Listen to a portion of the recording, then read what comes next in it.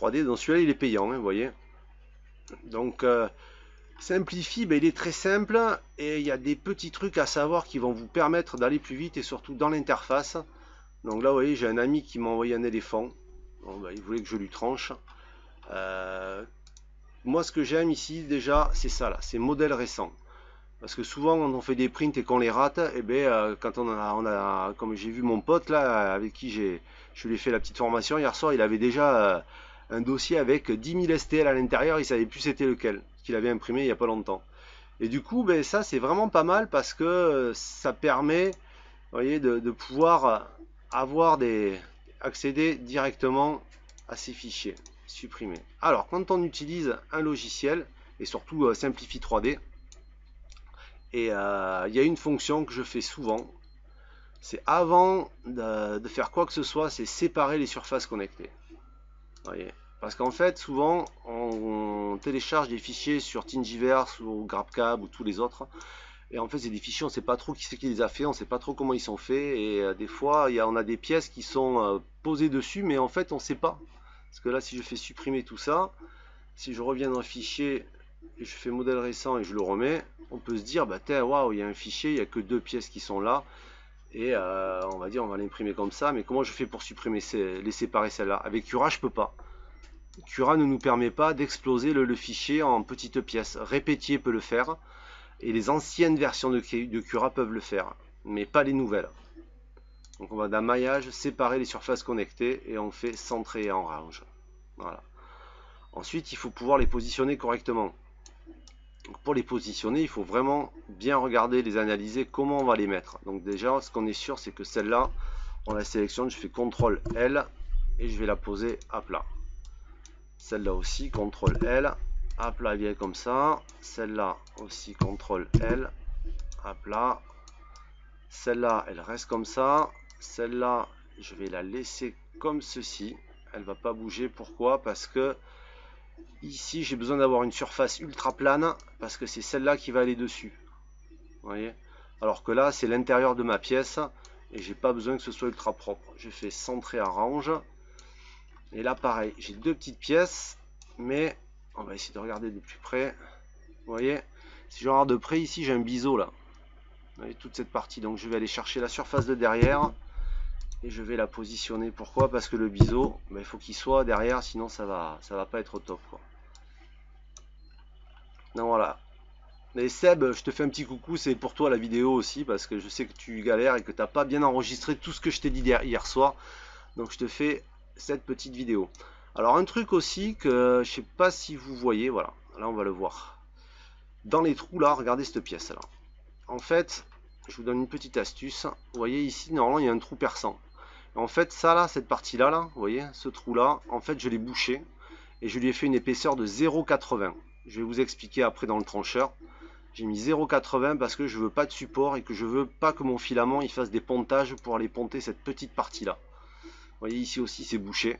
Ça se perce très bien avec un fourré de 4, parce que là c'est un diamètre de 4. Et ça fonctionne très très bien. Voilà, on va aller voir. Préparation à l'impression. Voilà. Et c'est ce que je vous disais, les layers, c'est-à-dire les couches. Vous voyez, ici là, en haut à gauche, j'ai toutes les couleurs de ce qui se passe avec ma buse.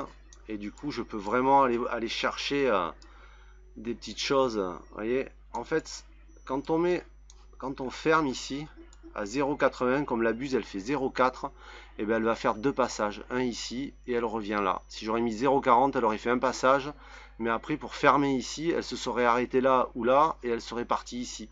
Et du coup à l'intérieur j'aurais pu avoir des morceaux de filament, vous savez, c'est la rétractation et on appelle ça sur le scrim. Et en fait ça laisse des petits bouts de fil qui traînent parce que la buse elle s'est arrêtée là, elle s'est levée et elle est repartie. Et du coup c'est pas très beau, alors que là ça fait un print nickel, ça s'arrête jamais et on gagne du temps. Donc voilà pour ce petit fichier. Alors essayons d'être le plus logique possible. Je vais prendre mon temps parce que je veux faire quelque chose de propre. On va aller à l'impression. Alors on retourne à l'impression et on va essayer d'analyser la pièce. C'est peut-être pas la meilleure que j'ai pris, mais bon, elle est technique. Là ici on voit que j'ai un remplissage j'ai fait un remplissage à 0 et 90 degrés. C'est un remplissage droit, c'est pour aller plus vite, quoi. Donc sur certaines pièces, j'applique cette méthode. Voilà. Et là, ici, on voit que ça se remplit, les couches, tout ça. Ok. Donc le slicer, c'est ce qui va permettre de modifier les paramètres qu'il y a dans notre petite ici. Voilà. C'est-à-dire modifier tout ça. Donc à peu près l'interface de Simplify elle est vraiment simple parce qu'on a des onglets et on sait où ça se passe et on y accède rapidement. Alors que sous Cura, il faut aller chercher sur la droite le fichier, le machin. Après des fois on en a tellement mis qu'il faut les enlever. Et sous Répétier c'est un peu mieux, c'est mieux référencé quoi. Donc l'extrudeuse, qu'est-ce que l'extrudeuse? C'est la buse que vous avez au bout de votre hot end, c'est-à-dire la partie qui va chauffer et faire couler le filament. Donc le diamètre de la buse c'est 0,40. Le multiplicateur d'extrusion c'est ce qui va permettre à la buse, si votre filament est bien calibré, quand vous appuyez sur débiter 100, c'est-à-dire qu'il va débiter 100 en longueur. 100 mm, 10 cm de filament. Mais sur ces 10 cm de filament, il faut prendre en compte le fait que la matière en elle-même, le filament quand il a été fabriqué, il fait un certain diamètre. Il fait entre 1,60 et 1,80. Et tout au long de la bobine, des fois, il va augmenter, descendre en diamètre. Donc du coup, on n'aura jamais vraiment la même épaisseur tout le temps. Il faut savoir aussi que quand le filament fond, il perd aussi, comment dire, il y en a certains qui augmentent et d'autres qui réduisent leur débit. Enfin, la quantité de matière à extruder n'est pas la même avec différents filaments. Moi, je travaille du Ford Fortuna et je suis à 1,4. Mais il faut savoir aussi que sur d'autres machines, avec le même filament, je suis à 0,98. Parce que le moteur n'entraîne pas de la même manière ou n'a pas la même poussée sur chaque machine. Voilà. Donc c'est un petit peu compliqué, mais il faut faire des tests, des éprouvettes. Et une fois qu'on a trouvé le bon filament, on essaye de le garder parce que de passer d'un filament à un autre, à chaque fois on en perd et on perd du temps, quoi. Largeur d'extrusion. Alors ça c'est une fonction qui est sur Simplify 3D qui permet de travailler avec cette partie là, comportement de la paroi mince. Ça c'est un élément qu'on verra un petit peu plus tard et qui permet de jouer avec les épaisseurs de couches. Les épaisseurs pas en hauteur mais en largeur. Voilà, les largeurs de couches. Donc ici on va se mettre en manuel, on va se positionner à 0,40. Donc là, on fait des pièces basiques, il n'y a rien de compliqué. Et vous verrez qu'après, que même en jouant avec cette cote-là de 0,40, on peut des fois sauver des pièces parce qu'on n'aurait pas pu les imprimer parce qu'elles sont trop fines. Ensuite, la rétractation. Ça, tout le monde sait, la rétractation. Vous voyez, moi j'ai mis 9. Pourquoi j'ai mis 9? Il y en a beaucoup qui me disent c'est 4, 5, 6. Moi j'ai mis 9 sur la mienne parce que j'ai un tube, j'ai un moteur d'extrusion qui est sur une Wahoo i3 et qui est extrêmement long pour arriver à la buse. Et du coup, il y a toujours du jeu. Quand il passe dans le tube Bolden, comme on dit, il a tendance à s'appuyer. Comme le tube il fait pas 1,75 pile, il fait 2, dedans il y a du jeu. Et comme ça pousse, le fil a tendance à se tordre. Et pour pouvoir extraire et ramener tout ce que je veux, j'ai mis 9. Distance supplémentaire de redémarrage, c'est 0,20. C'est-à-dire que quand vous allez rétracter le filament, il en reste toujours un petit peu dans la buse. Mais le fait de le rétracter et de le repousser, là il va en repousser un petit peu moins parce que quand il va démarrer, c'est-à-dire quand la buse va revenir dessus sur le fil, moi je mets 0,20, c'est pas grand chose, mais elle va démarrer avec rien parce que j'ai déjà un peu de filament sur ma buse. Sinon ça me fait des boulettes sur l'extérieur, ça me fait des petits pâtés. Et ça, la vitesse de rétractation, après, c'est à vous de la régler. Moi, j'ai mis à 60 parce que j'aime bien que ça envoie. Débrayage à la fin. Distance de débrayage, c'est-à-dire à partir de quand vous voulez que votre moteur arrête de pousser dans le tube. Donc ça, c'est à jouer aussi avec la distance de rétractation. On peut mettre 0,20, 0,40, 1 mm, c'est comme vous voulez. Vous allez le voir après dans le trancheur. On fera d'autres tutoriels. Là, je parle globalement de l'ensemble. Mais... vous verrez, on peut le voir et on peut le calculer, quoi. Ça, c'est vraiment quand on a des gros pâtés qui arrivent et qu'on n'est pas bon. Essuyer la buse. Ça, c'est intéressant. C'est quand on a des grandes surfaces planes et qu'on ne veut pas partir d'un point, par exemple sur celui-là, là, il devrait se terminer et qu'on doit finir et repartir là-bas pour avoir du filament. La buse va se lever légèrement ou elle va passer au-dessus et elle va nous laisser un pâté, quoi. Et ça, on veut que la buse, elle s'arrête et qu'elle reparte dans l'autre sens pour essuyer la buse et ensuite elle va se lever. Et c'est là où l'élévateur vertical de rétractation va jouer. C'est que là, je suis à 0, mais si je veux que ma buse, elle monte un petit peu, je peux lui mettre 0,8. Vous voyez, je lui mets 0,8, ça veut dire qu'elle va s'arrêter. Hop, elle monte de 0,8 et en même temps, elle se rétracte ou elle s'essuie, elle fait tout son machin et à la fin, elle monte et elle se déplace. Ça évite de venir frotter sur la matière. Alors, les couches. Donc ça, c'est la hauteur de couche que vous allez avoir. Donc moi, généralement, j'imprime à 0,2. Hein. Je monte à 0,3 quand c'est des grosses pièces. Couche de solide supérieure, j'en mets toujours 3 et 3. C'est le minimum. Hein. Vraiment, si vous en mettez 2, vous n'aurez pas de quoi finir correctement vos impressions ou elles seront vraiment dégueulasses. À la limite, la couche supérieure, des fois, si vraiment vous avez des grandes pièces larges, vous faites des boîtes de tout ça, vous en mettez 4, voire 5 pour vraiment que ça couvre correctement, quoi. Ça, c'est les coques de contour, c'est-à-dire les bords, ici. Donc moi, j'en mets toujours 3 et pour les petits objets, j'en mets 2, quoi. Mais après, c'est toujours pareil, quoi. C'est avec la hauteur de couche qu'il va falloir jouer et juxtaposer. Direction du contour, alors là, c'est là-dedans et au-dehors. Donc là-dedans, il va faire l'intérieur et venir après faire le dehors. Ou le dehors au-dedans. Moi, je fais toujours ça. Pourquoi? Parce qu'il vient se coller ici. Il dépose 15% de matière en plus. Vous allez voir dans le remplissage. Et ensuite, on va venir le sceller avec le dehors. C'est-à-dire avec la dernière couche. Imprimer les 1 séquentiels sans optimisation. Bon, ça, c'est quand vous voulez faire une pièce par une pièce. Mais ça, c'est très rare.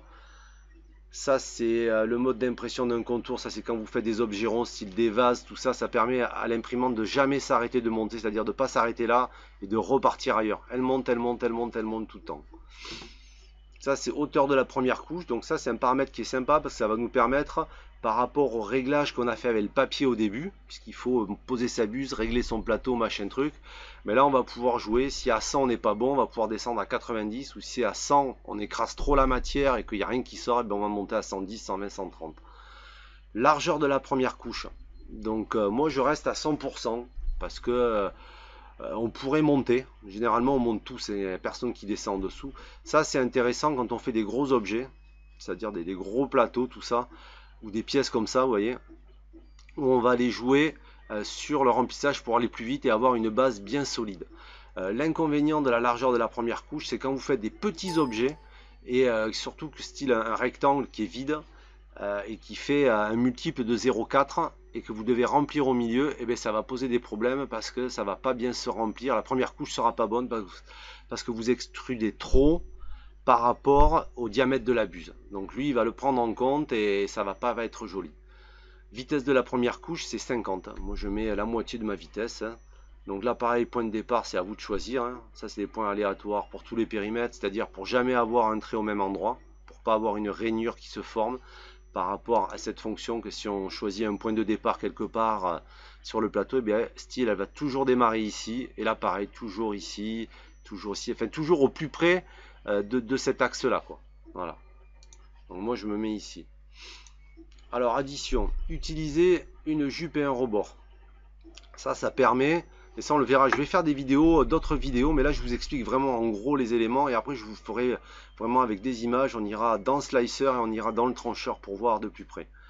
La jupe et un rebord, en fait cette case elle a deux options, c'est soit elle fait une jupe, c'est-à-dire un filament qui va faire tout le tour, vous voyez, de l'imprimante, soit un rebord sur chaque pièce pour lui permettre de mieux coller au plateau. Donc la couche c'est une hauteur, décalage par rapport de la pièce c'est 5, donc moi je mets 5, donc celle-ci elle sera à l'extérieur et je fais un tour. Si j'aurais voulu qu'elle soit collée ici, j'aurais mis 0, vous voyez, hop, 0, et j'en aurais mis 7 ou 8 ou 10. Et quand j'en mets 10, mais ça me fait 10 couches. Et l'avantage qu'il y a, c'est que si je veux vraiment que ça colle quand je fais de l'ABS ou si j'ai vraiment du warping avec certaines pièces, ben je passe à 2. Je fais 2 couches. Comme ça, je suis sûr que j'ai 2 couches. Et l'avantage de faire ça, c'est que la chaleur qui est transmise sur le plateau, en fait, elle part souvent au milieu. Et sur les côtés, on n'en a pas trop. Et du coup, ça va permettre de garder la chaleur sur la pièce. Parce qu'ici, c'est un point, vous voyez, tous ces ronds là, c'est des points de refroidissement. Parce qu'il capte la chaleur à l'intérieur, mais là, on est sur du froid. Et là, on peut avoir du warping. Bon, ça, c'est le radeau, c'est pour le brim. Pilier d'amorçage. C'est pour faire des piliers quand on fait de la double extrusion. faire un pilier qui va permettre justement d'aller nettoyer la buse. Le bouclier anti-bavure, c'est un bouclier qui va se faire autour de la pièce, on verra ça dans une prochaine vidéo. Mais ça c'est plus pour l'ABS. Ensuite le remplissage, ben ça c'est quand on a deux extrudeurs. Là on choisit ce qu'on veut faire, donc en rectilinéaire.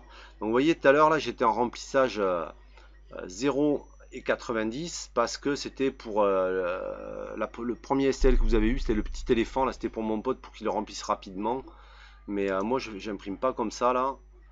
Hop, je fais supprimer l'angle, et moi j'imprime en 45, ajouter un angle 45, ajouter un angle, et là je fais moins 45, voilà, je retrouve mes valeurs, donc je modifie tout. Et du coup là maintenant je vais imprimer en travers, ça permet de bien croiser le filament et de lui donner une certaine résistance entre lui, quoi, beaucoup plus résistance que les autres. Donc le pourcentage de remplissage, moi j'imprime toujours mes objets entre 20 et 35. Voilà. À part les objets qui vont sous l'eau et qui ont besoin d'une étanchéité complète, ben là c'est du 100% bien sûr. Chevauchement du contour, donc à la base il est entre 10 et 15. Moi je rajoute toujours 10 de plus parce que je veux vraiment qu'il aille. En fait c'est ça, c'est si vous faites un ou deux murs, il vaut mieux rester à 15 parce que comme vous avez que deux murs, le filament à 15, quand vous allez le prendre, s'il y en a trop, il va dégueuler et ce sera pas joli. Si vous avez 3 murs d'épaisseur, c'est bien de le mettre à 25 parce qu'il va aller plus loin. Et c'est vraiment votre couche intérieure qui va venir le coller, le sceller, quoi. Sur certaines pièces, moi je monte même à 40. Hein. Ça m'arrive de monter à 40 quand il y a des pièces techniques qui sont obligées d'être vraiment résistantes. Je monte plus haut, quoi. Ça c'est la largeur d'extrusion du remplissage. Donc ça c'est bien aussi parce qu'on peut jouer aussi avec le fait que si mon pourcentage de remplissage pour aller plus vite, ben, je mets que 15 et que mes fils à l'intérieur, ben, ils vont faire que 0,2 de couche d'épaisseur, mais je peux augmenter ça pour les rendre plus épais, donc plus solides, avec moins de matière et une vitesse beaucoup plus vite pour finir ma pièce. Alors ça aussi c'est un truc qui est hyper important, c'est la longueur minimale de remplissage. Ça aussi vous l'avez sur tous les slicers. En fait, cette partie-là, elle permet quand vous faites des petites pièces techniques, style un tout petit mousqueton. Moi, ça m'est arrivé à un moment, je faisais un mousqueton que j'avais modélisé qui faisait 3,80 d'épaisseur et je n'arrivais pas à le remplir. C'était impossible. Je ne comprenais pas. Je me dis, c'est pas possible, il me fait des super bords, il me le remplit pas. Et en fait, c'était ça parce que c'était réglé sur 5. Donc là, je l'ai mis à 1, mais des fois, pour des petites pièces où vraiment où je veux que le filament il aille jusqu'au bout et qu'il se remplisse, eh bien, je mets 0. Voilà, tout simplement.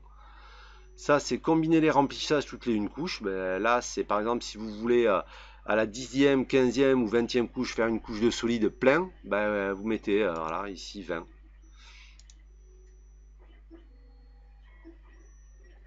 Ah non c'est ici, c'est celui-là. Inclure un diaphragme toutes les 20 couches. Combiner les couches toutes les une couche. Alors ça voilà, combiner combiner le remplissage toutes les une couche, c'est-à-dire que à chaque couche il va faire il va remplir. Mais vous pouvez aussi, c'est-à-dire toutes les 3 couches, il va faire un remplissage. 3 couches, c'est pas top parce qu'entre temps, vous avez rien dessous. Ça, c'est bien pour des petites pièces pas très larges où on sait qu'il va pouvoir faire un pont facilement et pouvoir les se coller à côté. Mais ce sera pas scellé au-dessous, quoi. Donc ça, c'est vraiment assez technique, quoi. Ça, c'est un diaphragme solide. Et ça, c'est les angles de remplissage interne et externe. Donc interne, moi je reste toujours comme ça. Et des fois, quand c'est vraiment des pièces qui ont énormément de volume, je passe à 0 et à 90 parce que ça évite au plateau et à la buse de travailler en même temps. Et ça c'est le remplissage externe aussi, c'est pareil. Si vous voulez vraiment avoir une finition propre, ça va dépendre de vos pièces en fait. Ensuite le support, là c'est une partie assez technique mais qui est intéressante, c'est ce qui va vous permettre de pouvoir soutenir vos pièces dans l'espace de gravité, c'est-à-dire l'attraction terrestre elle fait que le filament on ne peut pas le poser dans le vide et qu'il faut bien quelque chose dessous. Donc ça c'est expérimental, on verra, je vous montrerai dans une prochaine vidéo comment on l'utilise concrètement. Il y a normal ou partout, enfin voilà, ça c'est quelque chose qu'il faut utiliser à bon escient. Il y a de bonnes techniques sur ce logiciel. Donc là c'est simple, hein. Ici c'est la température, c'est ici qu'on la modifie. Donc ici on peut modifier autant de fois qu'on veut sa température, et c'est vraiment top, quoi. Ça c'est le refroidissement, bon ben ça c'est pas compliqué, hein, à pleine puissance. Une position ralentie, il y a forcer la vitesse du remplissage pour les couches, tout ça en dessous de 45. Voilà, ça moi j'y touche jamais, ça marche très bien comme ça. Ensuite, c'est le G-code. Ben, ça, c'est le G-code de votre machine, c'est-à-dire comment elle fonctionne. Hein. Ça, on le retrouve dans les paramètres de base quand on va avec Simplify 3D sélectionner sa machine. Il vous met ça d'office.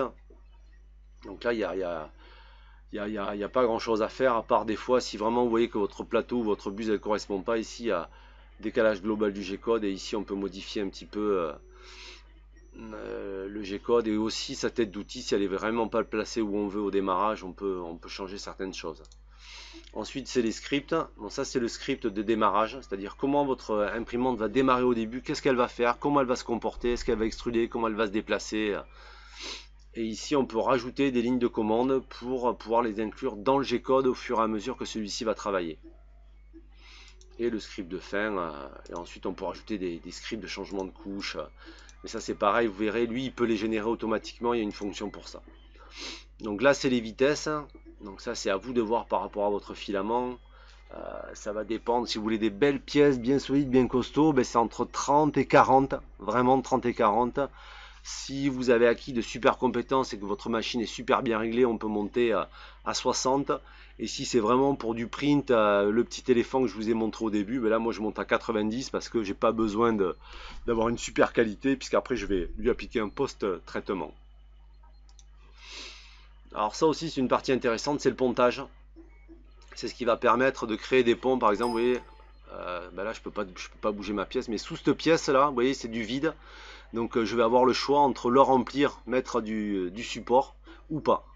Donc si on est vraiment bon, je vous montrerai dans une prochaine vidéo sur le pontage comment on peut arriver à ponter, à faire des super ponts de ouf quoi. Et ici, c'est l'avancée, ici c'est toutes les petites options qu'on peut avoir, c'est la modification de couche, commencer l'impression à telle hauteur et stopper. Donc ça on peut la rajouter dans les process ici. Ça permet de pouvoir modifier beaucoup de choses, c'est-à-dire on modifie le process complètement, on peut changer l'épaisseur de couche, on peut l'arrêter pour dire à la buse déplace-toi sur le côté, arrête-toi et je place un objet et tu vas redémarrer pour redémarrer ici. On peut faire beaucoup de choses quoi. Ça, le comportement des parois minces, c'est une super option qui permet par exemple quand je fais une hélice, on va imaginer une hélice de bateau, ou une turbine, elle démarre toujours. Une turbine c'est un peu spécial parce que il y a une base avec une largeur de lamelle, comment dire, j'aurais dû mettre un exemple, une largeur de lamelle qui est épais, on va dire qu'on a 5 mm au départ et à la fin on doit avoir 1 mm parce qu'elle est très fine.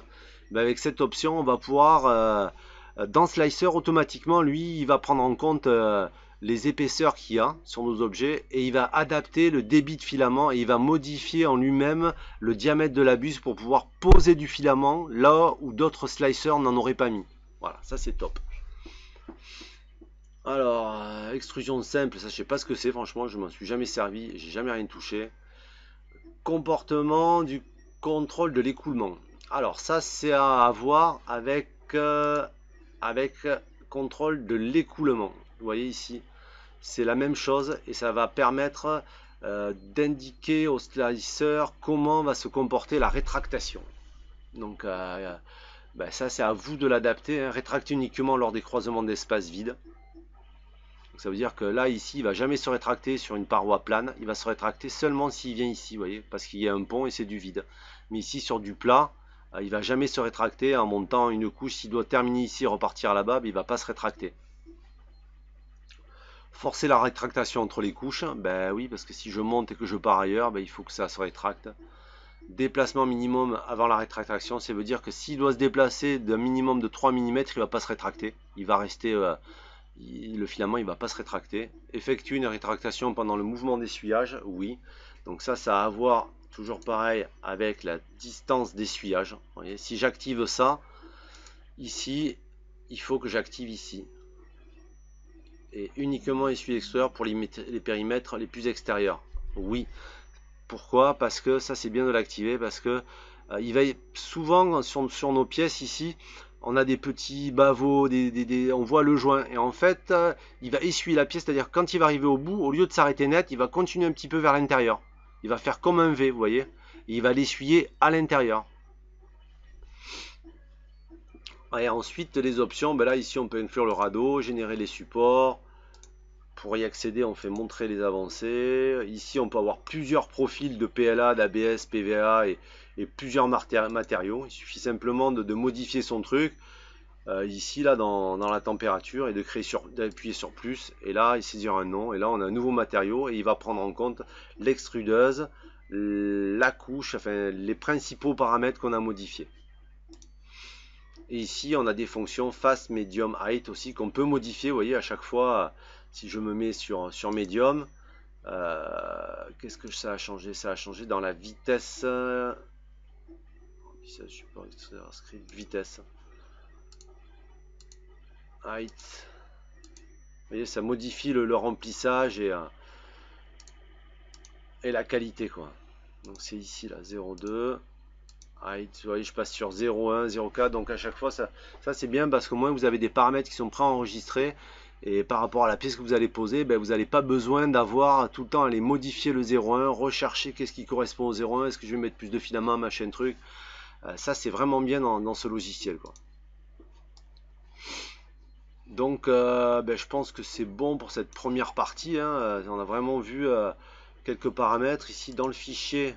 Qu'est-ce qu'on a de bien? Alors ce qui est bien avec Simplify 3D, c'est qu'il nous propose d'importer ou d'exporter des profils FFS, c'est-à-dire c'est des profils que des gens ont créés, ou que si moi j'ai un super profil, eh bien, je peux l'exporter et le partager avec quelqu'un qui a Simplify 3D, et il va retrouver exactement les mêmes paramètres.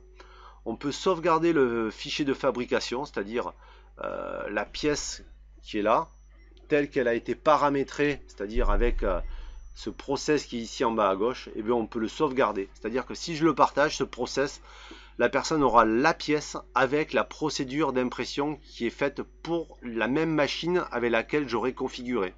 Là, c'est pour une Anycubic i3. Il faudra qu'il ait une Anycubic i3 s'il veut vraiment utiliser ce process, quoi.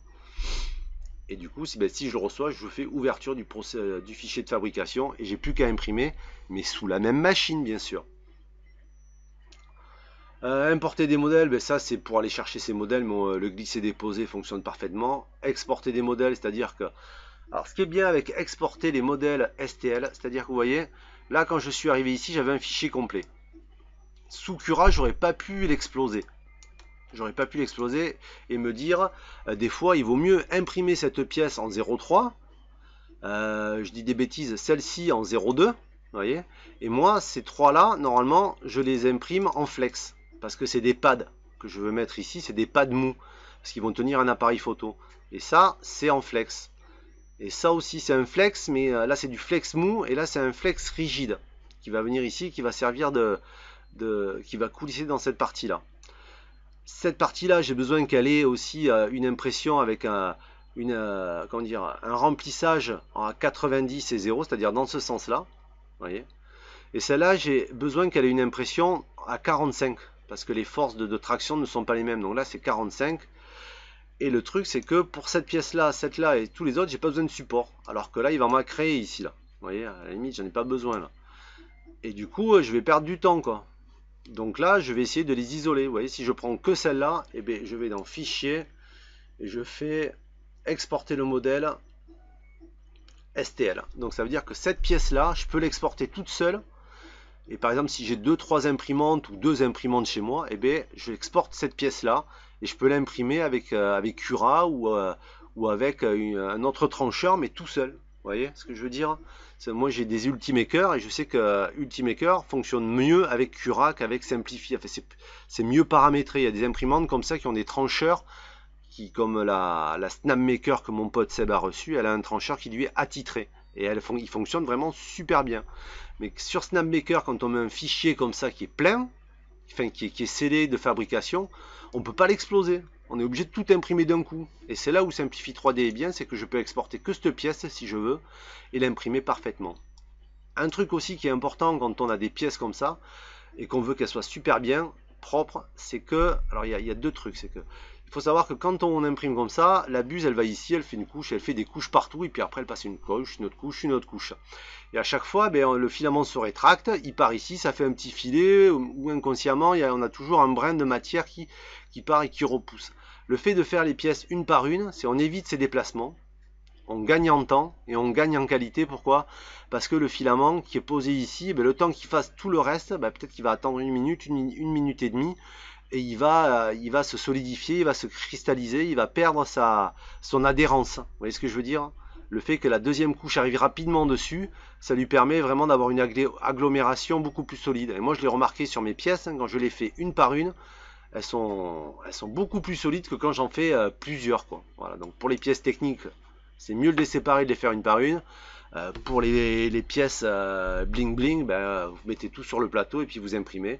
Après c'est sûr que quand il y en a plusieurs, que si celle-là elle merde dans le coin, vous voyez, si on se retrouve avec une pièce qui s'est relevée, qu'on s'en aperçoit alors que tout est déjà imprimé, on est un peu comme un con et on se dit qu'est-ce que je fais? J'arrête, je recommence, je fais quoi? Donc moi généralement j'imprime deux pièces, mais je fais jamais des trucs comme ça où il y en a beaucoup et peut-être qu'il y en a une qui va bugger, quoi.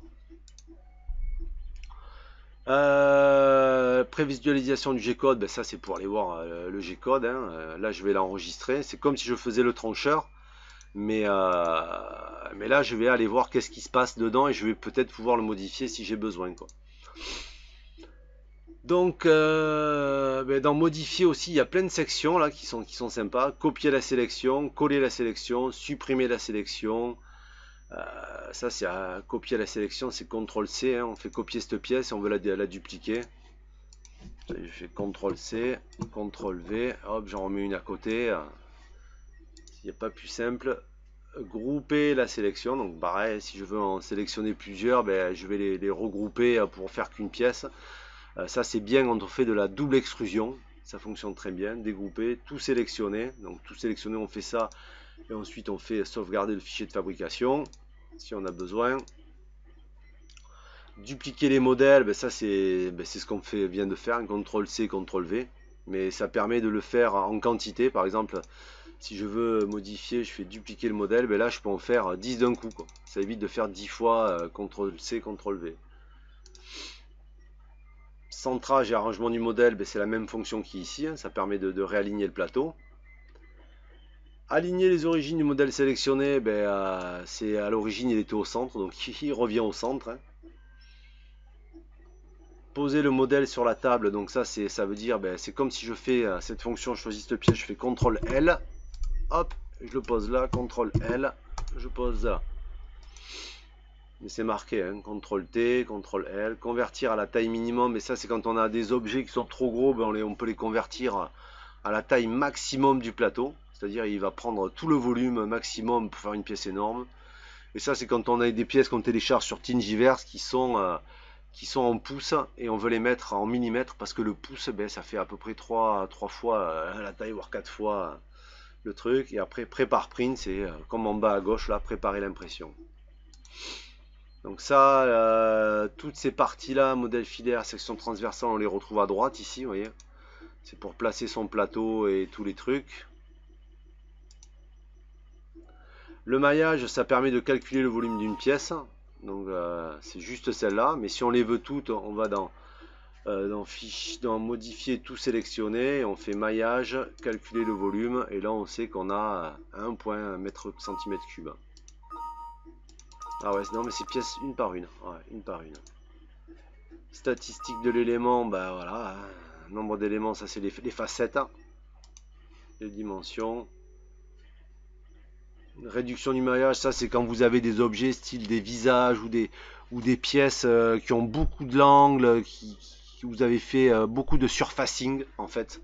Ça permet de réduire le poids du fichier STL. C'est pareil, refléter l'image, ça c'est refléter quand on veut faire des effets miroirs, hein, quand on a fait qu'une pièce et qu'on veut avoir son double opposé.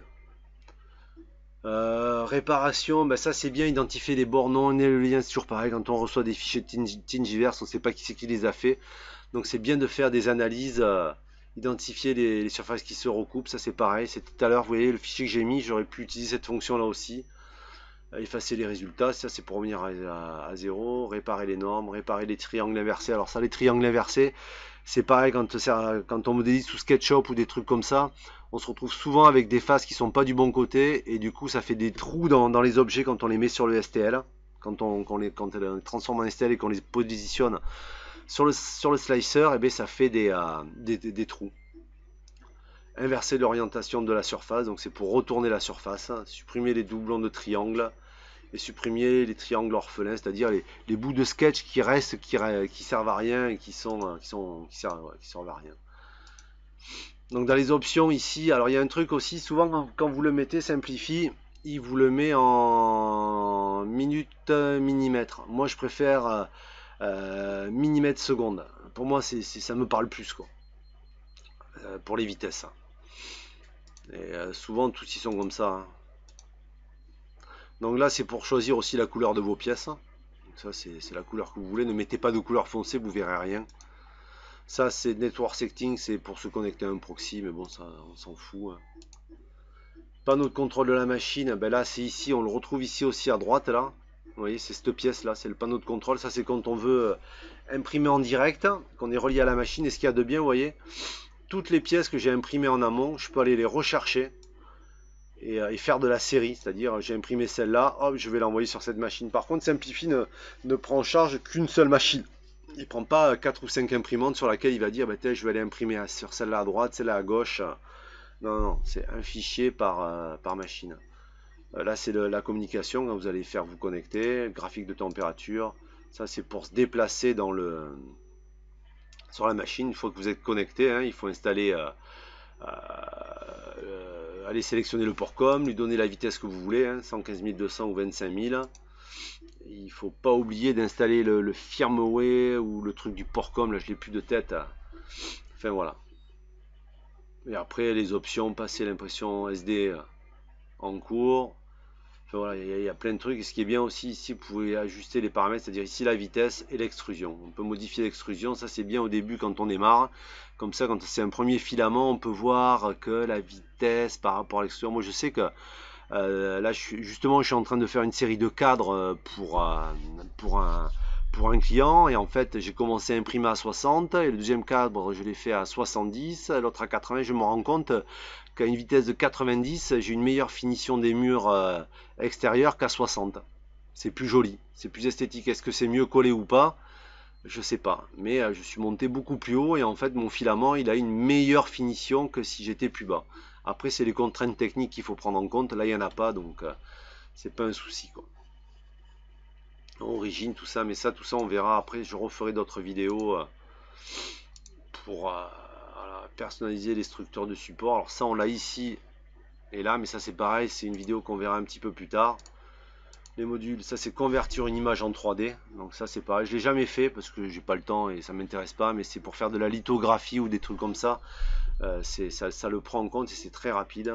Et voilà, ça c'est le compte, aide, assistant de configuration, mais ça c'est quand on va aller au tout début, quand on reçoit la machine, hop, on va ici, ben là vous voyez, il y a toutes les machines qui peuvent exister, ils en rajoutent tout le temps.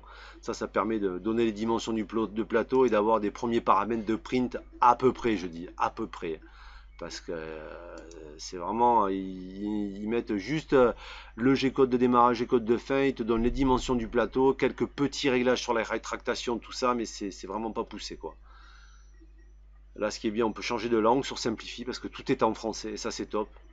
On peut tout remettre à zéro. Guide de démarrage rapide, alors ça, c'est bien aussi parce que Simplify a mis en place sur son site web un troubleshooting, c'est-à-dire tous les problèmes récurrents qu'on peut rencontrer quand on commence à imprimer. Et il suffit de l'avoir à côté et au fur et à mesure, on analyse ces pièces et on voit ce que ça donne. Voilà pour ce premier petit tuto, ça fait 44 minutes. C'est quand même assez balèze, mais je ne vais pas vous embêter plus. Sachez que les prochaines vidéos vont être beaucoup plus poussées. Je vais vraiment prendre les paramètres un par un et vous allez voir qu'on peut faire beaucoup de choses avec un slicer. Je vais le faire avec Simplify 3D parce que c'est celui que je maîtrise le plus. Voilà. Mais vous pourrez aussi les appliquer sur Sig3R, sur Cura, sur tous les autres slicers, c'est à peu près pareil. Le seul truc, c'est qu'il faut arriver à trouver les fonctionnalités et où est-ce qu'elles se trouvent. Sous Cura, ils disent que c'est en français, mais il y a des trucs, c'est pas traduit. Et sous Repetier, c'est pareil, on peut passer en langue française, mais il y a des termes techniques, ils sont incompréhensibles. Donc voilà pour cette petite vidéo, puis on se retrouve pour la version 2. Allez, ciao et merci à tous.